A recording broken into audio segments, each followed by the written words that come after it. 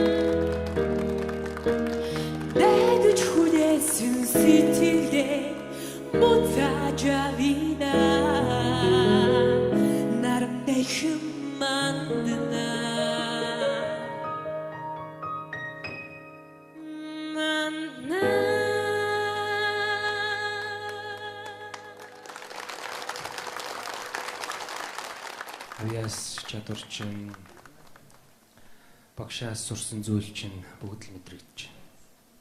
Тэнц.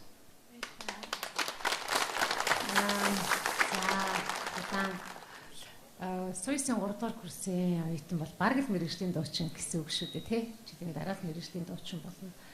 Тэгэхээр энд оролцож байгаа мэргэжлийн бус оролцогчдоос бол хавьгүй илүү, хувь илүү урд нь явах хэрэгтэй болов гэж бас бодож байгаа. Тэгээд яг хөө тэмцсэн. Гэхдээ 3 дугаар шатнд мэндээ илүү ихийг өөрийнхөө илүү одоо боломжийг, чадварыг, чансааг бас харуулаарай. Тэмцээ.